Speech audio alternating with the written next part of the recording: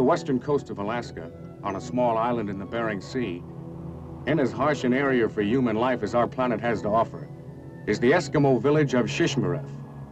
This small village, which has been inhabited for hundreds, perhaps thousands of years, has a current population of 200 Eskimos, a minister, his wife, 2 school teachers, and over 400 dogs. The sod and ice houses of the old days have been replaced by wooden houses. This is Ralph Sinnock's house. Ralph is a hunter and an Alaskan Scout, 1st Scout Battalion. Ralph's mother is a widow. Her husband died of tuberculosis 5 years ago. Like most Eskimos, she speaks both the English and the Eskimo language.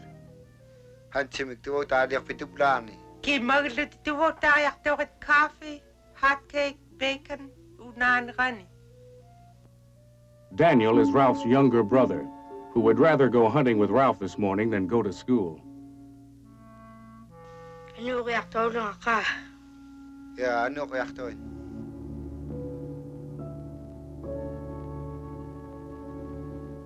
And both of the men are recovering from their 10-day ordeal on the ice. They huddled together for warmth as the storm blew them further and further out to sea.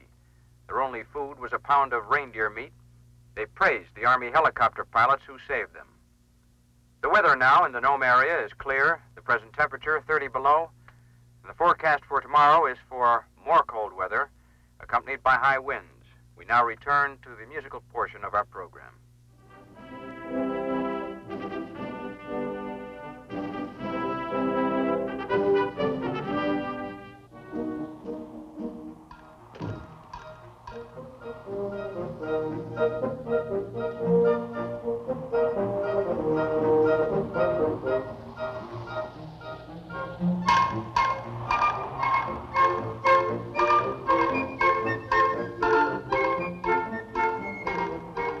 Daniel has the job of harnessing up the team. The job was not assigned to him, he volunteered. The dogs are about the same weight as Daniel, so it was an even struggle.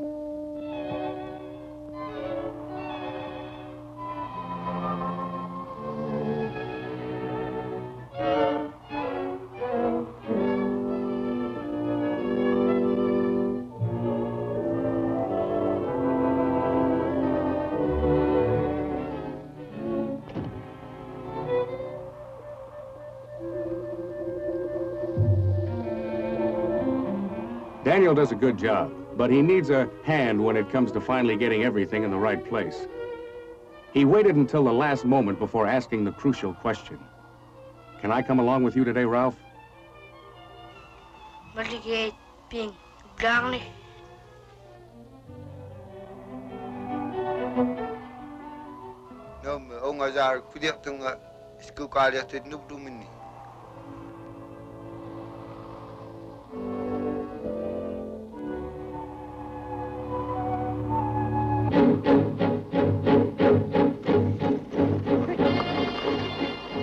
It isn't that Daniel doesn't like school. He just likes hunting much more.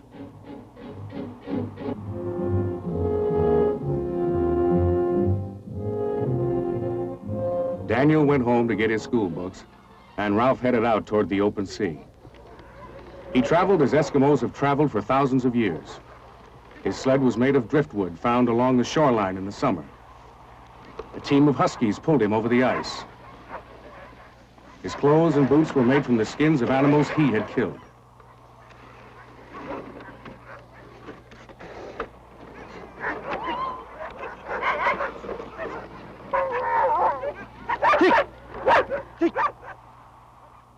But there are a few changes from the old days. He carried a high-powered rifle with telescopic sights, and while hunting for seals was also scouting for the United States Army. I wasn't out on the ice with Ralph that day. He told me about it later.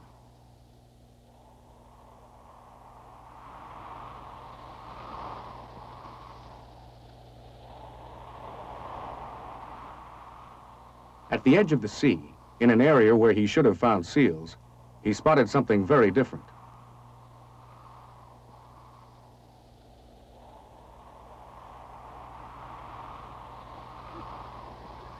This close to the border of the USSR, everything seen or heard is important. Ralph had found other unidentified objects before.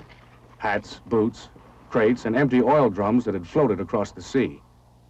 This was the first parachute he had found. It was unlike any of the parachutes he had seen at summer encampments or on maneuvers with the Army. Whatever it might have carried was nowhere in sight.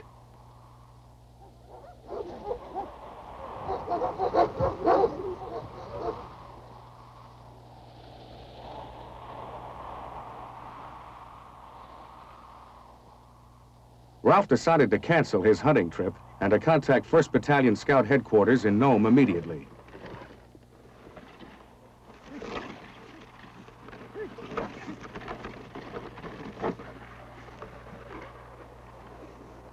Every National Guard armory along the coast is equipped with an Army field radio. Voice messages are relayed in Eskimo, except for a few of the newer words that were never used in the old days. Undertaker, this is ugly. Parachute tak no tak 35 miles. Wadanin umanup tak tiroms tunganin. 1100 hours. 14 January 63. Aktigaga 20 feet. Kada red. Sak kansak tema. Atamir doctor parachute down. Yaksa doctor Otani consuming learning dot. Parachute till is dot Egyptian Agdarikun. Over. Ugly Terra Mani Undertaker. Kanok Sila Itpa Achi Ningulak. Ugly Terra Undertaker. Out.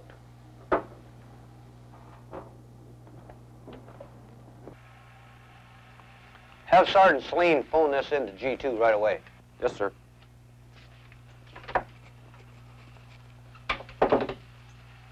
Parachute suspected to be of foreign origin was found 85 miles west of this location at 1100 hours this date. Indications are that something was attached to the chute.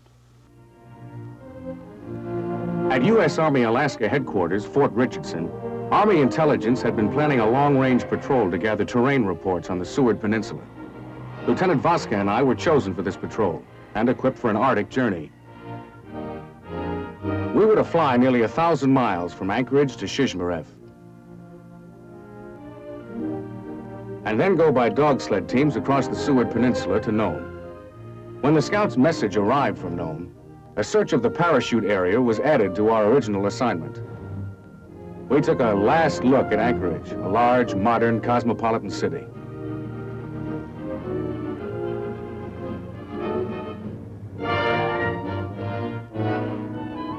And headed west toward a small Eskimo fishing village. We skirted the highest mountain peaks in North America, made one refueling stop, and finally sighted the flat coastal regions across the mountains. The NCO in charge of the Scouts at Shishmaref, Ray Ningaluk, was waiting for us at the airport.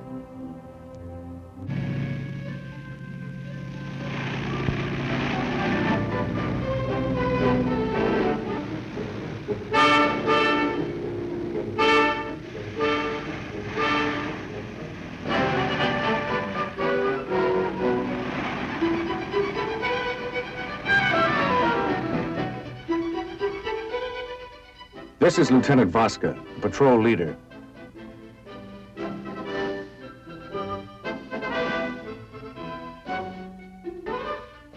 And finally myself, PFC Hickey, patrol photographer and observer. My first observation was that the Eskimos in Shishmaref were among the friendliest people I had ever met. They greeted us warmly and then carted off our food and baggage.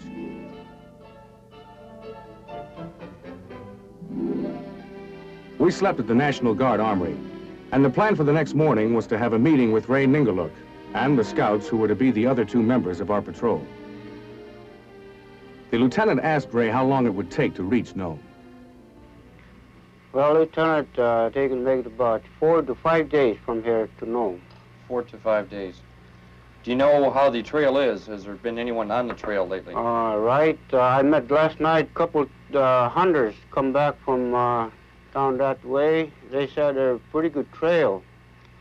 And they saw some wolverine down there, but didn't catch them. Oh, really? Did Really? they set any traps? I think they're setting traps all right, but they might get it someday. Good. And how many dog teams do you think it will take? Well, you can take 2 teams, like Ralph and Andrew. How's your team, Ralph? I've been out seal hunting, and they're pretty tired, but they'll be all right for a patrol. How about you, Andrew? How's your dogs? My dogs are in good shape for this patrol. We decided to leave on Monday morning. That would give us enough time to fill out terrain and data reports for Army intelligence on Shishmaref itself. The lieutenant worked on his reports while I photographed the warehouses, the oil storage tanks, and everything of possible use to the Army. Being a compulsive photographer and having my own camera, not all the pictures I took were of military importance. The children in town go to a school run by the Bureau of Indian Affairs, which is as good as any public school in any of the other 49 states. There are 8 grades and about 40 star pupils. These aren't truants. They are just a little too young for school. I couldn't resist spending a few minutes in the classroom that held the first 4 grades.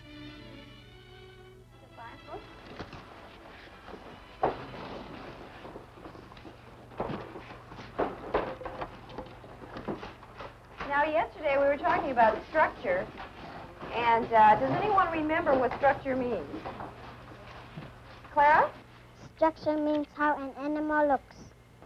Right, very good. Now, let's think about this. What's the difference in structure between a fish and a bird? Daniel? The bird has wings. The fish has no wings. The fish has no feet. The bird has feet.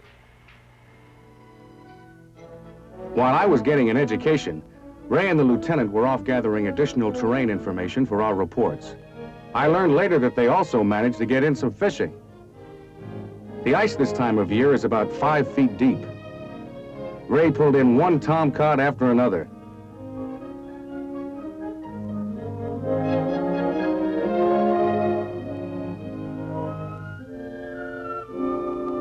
The lieutenant admitted that he was not as successful.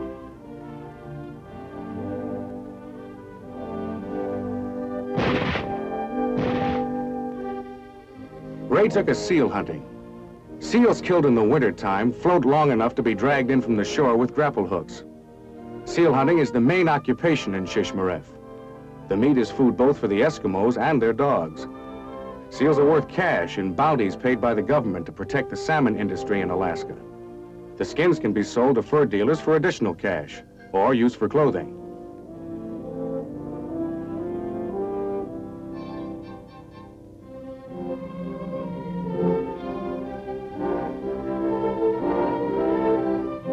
You can find seal skins drying all around the village. The women make jackets, pants, and boots from the skins. Even the intestines of the animals are dried and made into raincoats.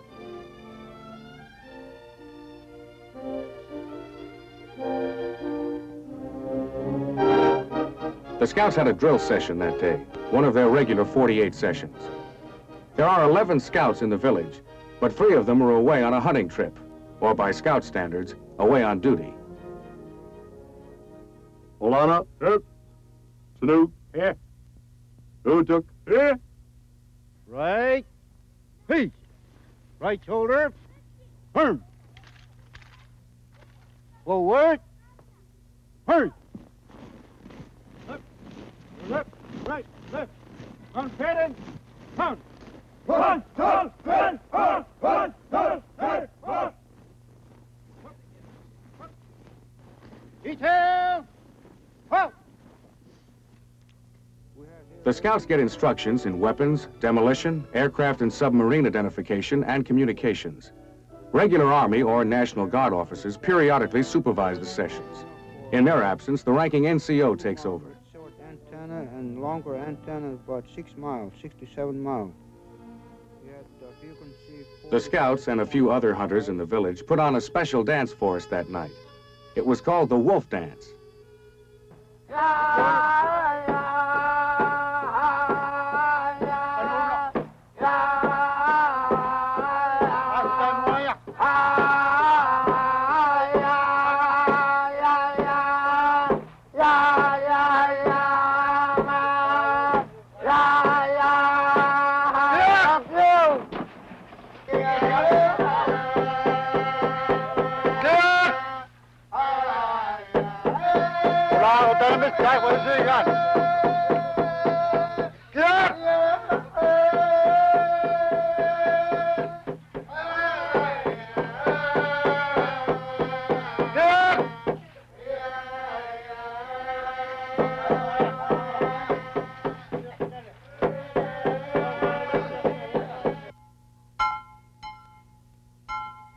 On Sunday, the morning before we were to leave, we attended services and heard the Shishmaref church choir.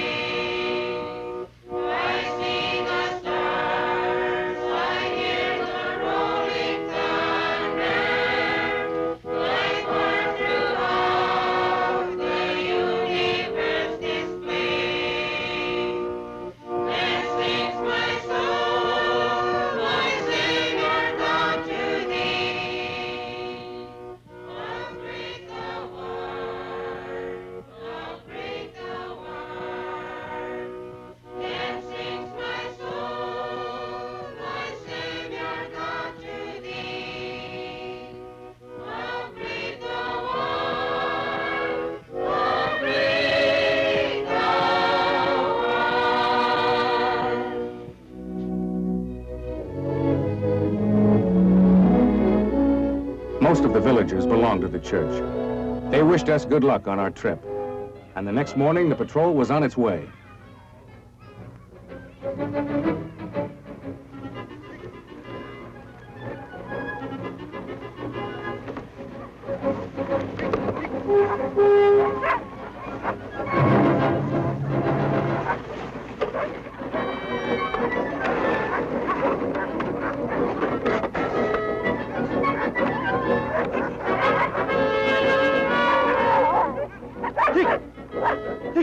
We left the village very early. Daniel was one of the few people to see us head out of town. We went out along the same trail that Ralph had taken on his earlier hunting trip. This trail also led eventually to Nome. I felt great. We had an exciting mission ahead, 2 expert guides, and 2 teams of dogs who could pull us smoothly all the way to the North Pole, or so it seemed.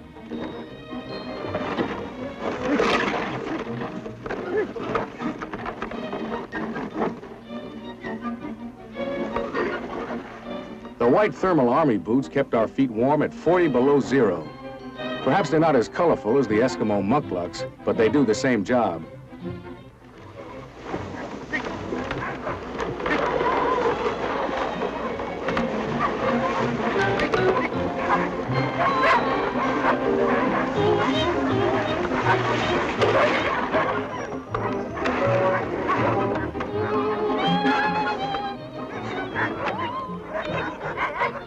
After 10 miles or so, my face was nearly frozen. I was hungry, tired, and I found out that the dogs don't do all the work. We ran with them and helped to pull the sleds over the rough spots.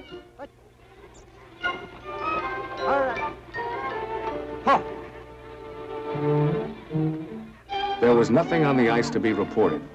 No landmarks, no unidentified objects, no visitors from another world. Ralph led us to a sheltered spot near the place where he had found the parachute a few days earlier. It had taken us a full day to reach this spot with our heavier loads. A rather quiet, tired group sat down to dinner that night, each to his own favorite dish, or at least favorite available dish.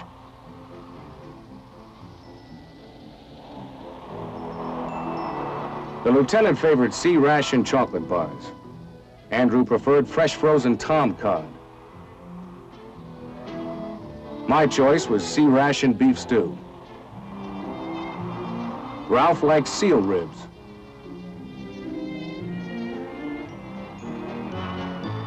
After dinner, we were all a little more congenial. Andrew doesn't smoke, that is, cigarettes.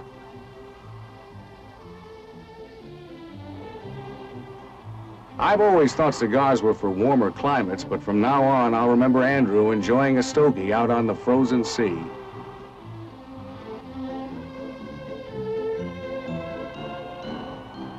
Ralph and the lieutenant talked over their plans for the next day. If we didn't find anything fairly rapidly, we would have to move on. Our food supplies were limited. And while we could live off the land as the Eskimos do, that might be pushing our luck. The weather looked good at the moment, but might change suddenly. The lieutenant and I had a small Army mountain tent for shelter. We took our boots off inside and slept in double sleeping bags. Ralph and Andrew, who liked to travel as light as possible, used the sleds as shelters. Their sled covers gave them protection from the wind.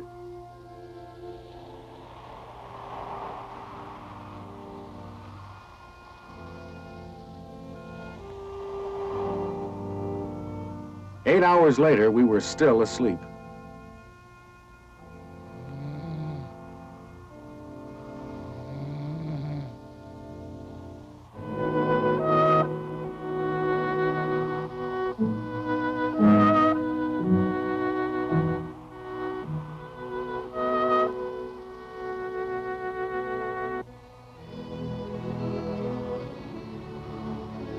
The early morning Arctic air was a shocker.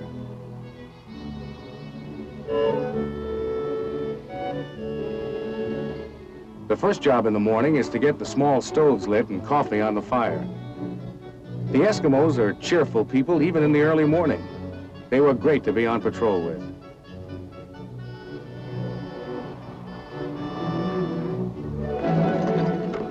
We spent the next morning searching the surrounding area.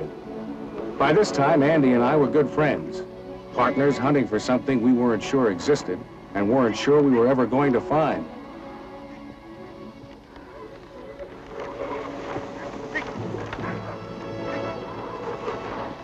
In the late afternoon, Ralph spotted a half-buried object on the side of the trail.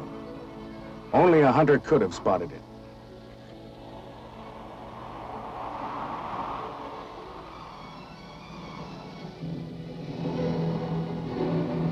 It seemed to be a radio transmitter of foreign origin. When the lieutenant saw the broken shroud lines, he knew that this transmitter was connected to the parachute that Ralph had found. It must have dropped rapidly when the lines broke, and the chute gone floating on for another few miles. We wondered what a transmitter of foreign origin was doing on American soil. We headed directly for Nome with part of our mission successfully completed.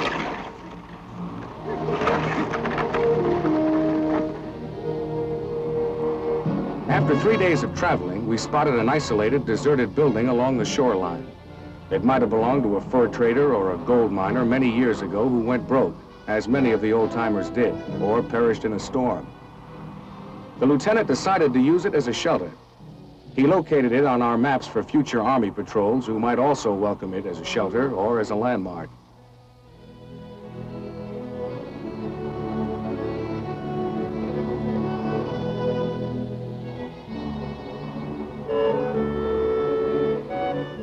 I added a picture of the old building to my collection of photographs for Army intelligence.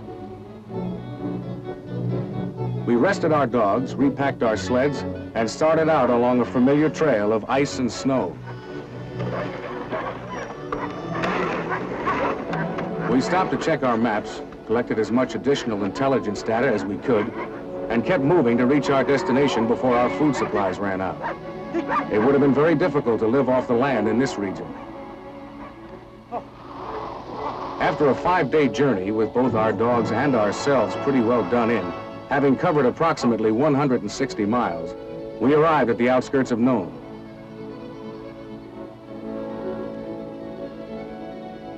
The lieutenant could have picked another route into town, but having been on the ice so long, he felt like coming in on Main Street.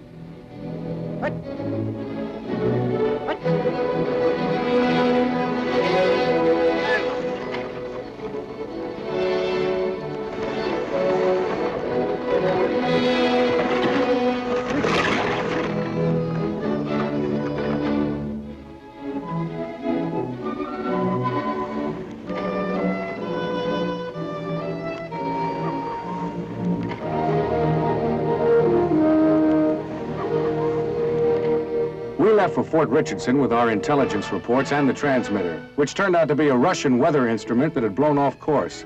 Finding this small object on the vast frontier proved the merit of the Army system of border scouting and patrolling.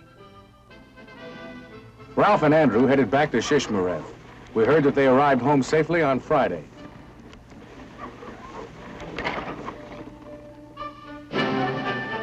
On Saturday, I would imagine that the children were sliding on the village slopes in Shishmaref just as they did the Saturday I was there, and using the swings outside the schoolhouse. Ralph told me that he planned to go hunting to catch up on the family food supplies. He said he was going to take Daniel along with him to teach him the ways of hunting and scouting, how to survive in temperatures of 60 below zero, how to make his way through storms, to find and bring back the elusive sea animals. What Daniel learns in school and learns from Ralph will help him to survive in a changing Eskimo world on the Bering Sea, guarding his country, his ancient traditions, and our northwestern frontier.